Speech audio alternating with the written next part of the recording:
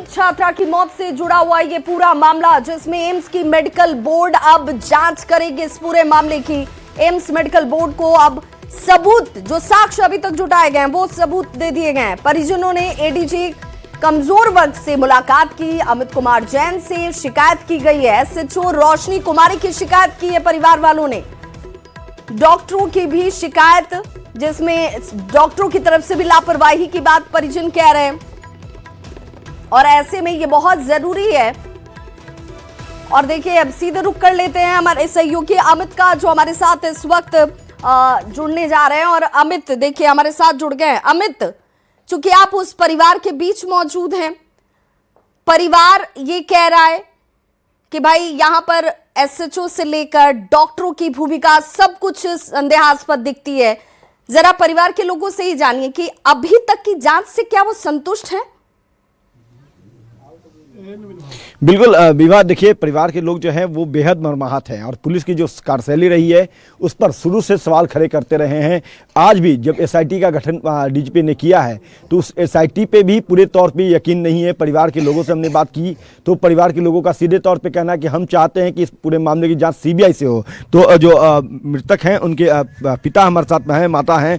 पहले हम पिताजी से बात कर लेते हैं। ये बताइएगा सर कि जब आप लोग गए थे वहाँ पे तो क्या कुछ जो है वहाँ पे आपने देखा, क्या जानकारी मिली थी? और पुलिस की जांच जहाँ तक पहुँची है, पुलिस की जांच से क्या सहमत हैं आप लोग? अभी तक तो हम सहमत नहीं हैं, क्योंकि कोई जांच का नहीं परिणाम नहीं मिला है। और देखिए, जब तक मेरी बेटी को न्याय नहीं मिला तब तक मैं संतुष्ट नहीं हूँ। लेकिन डीजीपी ने तो एसआईटी का गठन किया है, एसआईटी की भी जांच से सहमत नहीं है अभी तो संभव नहीं है। मतलब क्या चाहते हैं आप लोग? चाहते हैं कि मुझे न्याय मिले, मेरी बेटी को न्याय मिले। अभी तक के तो गुनाहगार पकड़ा है जी, नहीं तो। अभी तक तो पुलिस लिपापोती में लगी हुई है। डॉक्टर सतीश सुनने में आया कि प्रेस कॉन्फ्रेंस करने वाले हैं जो गुनाहगार हैं। 100% तो उनकी मिली भगत से मेरी बेटी की हत्या की गई है। उसके बाद मनीष रंजन की गिरफ्तारी जब हुई तो गिरफ्तारी होने के बाद वो उसको पुलिस रिमांड पर क्यों नहीं ली, उसे तुरंत जेल भेज दिया गया। ये भी मामला संदेहास्पद है। हॉस्टल संचालक भी गिरफ्तार नहीं हुआ है? नहीं, अब तक नहीं हुआ। तो क्या चाह रहे हैं सीबीआई से? चाह रहे हैं कि हमें न्यायिक जांच के माध्यम से, सीबीआई के माध्यम से, एसआईटी के माध्यम, किसी भी प्रकार के माध्यम से हमें न्याय मिले। क्या जानकारी मिली थी फौरी तौर पे आपको? क्या जानकारी भाई मीडिया के द्वारा, हॉस्टल संचालक के द्वारा कि आपकी बेटी की तबीयत खराब हो गया है, आप आइए। हमने आनंद फानन में यहाँ से पटना के लिए 5:15 में हमको जानकारी मिली और 6 बजे यहाँ से हम निकले पटना के लिए। तो हॉस्टल संचालक और हॉस्टल संचालक जो शाहजानंद शर्मा के यहाँ मेरी बेटी की भर्ती कराए। उसके बाद वो बोले कि नहीं, इसका ये मामला सीरियस है, इसको ले जाइए दूसरी जगह। उसके बाद फिर प्रभात हॉस्पिटल में इसकी भर्ती हुआ। हम लोग 8:30 बजे वहाँ पहुँचे। देखिए मेरी बेटी बेहोश पड़ी हुई है और एकदम अस्वस्थ है पूरी तरह से। जानबूझ करके हॉस्टल संचालक और हॉस्पिटल की मिली भगत से मेरी बेटी की हत्या कर दी गई। तो वो हॉस्पिटल में होश में भी आई थी आप लोग? कुछ देर के लिए होश में आई थी। तो हमारी पत्नी पूछी कि क्या बेटा तुम्हारे साथ कोई गलत हुआ है? तो बोले कि हाँ, ऐसे हिलाई और बोले, और वो बहुत रोने लगी। उसके बाद फिर हम लोग जबरन वहाँ से निकाल दिया गया। हमारे परिजन के साथ, हमारे साथ वहाँ के हॉस्पिटल के स्टाफ लोग और डॉक्टर सतीश ने जबरन हम लोग को निकाल दिया गया। बोले कि तुमको औकात दिखा देंगे, ये कर दें, वो कर दें। सारे मिली भगत है, सब पैसा लेकर बिके हुए हैं। पुलिस एसएचओ भी मिली, उसकी मिली भगत है। उसके बाद हॉस्टल में हम लोग, हॉस्पिटल में जब हम लोग इलाज करा रहे तो शाम में नीलम अग्रवाल संचालिका हॉस्टल की आई और हमें कहा कि से आपको जो इतना पैसा चाहिए अपना पैसा देते हैं। प्रलोभन दिया, केस का प्रलोभन? हाँ, कि केस को मैनेज कर दीजिए। हमने कहा कि नहीं, हम पैसा पर कितना पैसा का प्रलोभन दिया था? हमने कहा कि उसने कहा कि जो इतना पैसा आपको चाहिए उतना पैसा देंगे। हमने कहा कि पैसे से खरीदना चाहते थे। लेकिन हमने पैसा का लोभ नहीं, लालच से हम दूर रहे। और हमने कहा कि मेरी बेटी की जब जान चली, पहले जान बचाना है हमारी बेटी को। अपनी बेटी को जान बचाने के लिए हॉस्पिटल आए हैं और हमें जितना बनेगा उतना हम जान बचाने के प्रयासरत हैं, लेकिन बच नहीं पाई क्योंकि सारे दरिंदे मिलकर इसकी हत्या कर दी। अब बेटी सपना देखी थी डॉक्टर बनने, क्या कह सकता हूँ, विशेष सपना देखी थी, सपना चकनाचूर हो गया सर। और मैं क्या कर सकता हूँ विशेष। मैं बहुत दुखी हूँ, मैं ज़्यादा बात करने में सक्षम नहीं हूँ।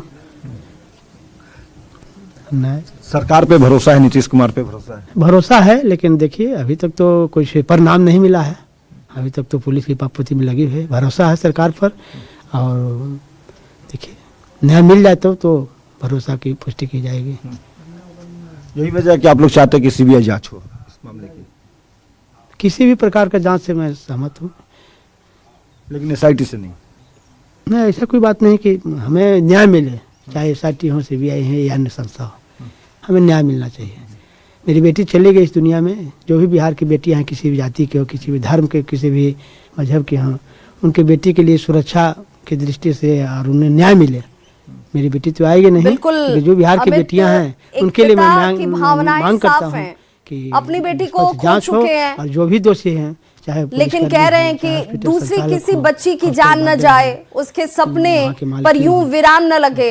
यहाँ जांच के तहत उनके स्पिरिटाल के और तहत पहली बार देखिए पॉक्सो न्यूज़ एक्ट के 18 तहत उन्हें के कैमरे गिरफ्तार पर किया जाए, ये वो और परिवार जल्द से है जल्द फांसी की सजा दिया जाए।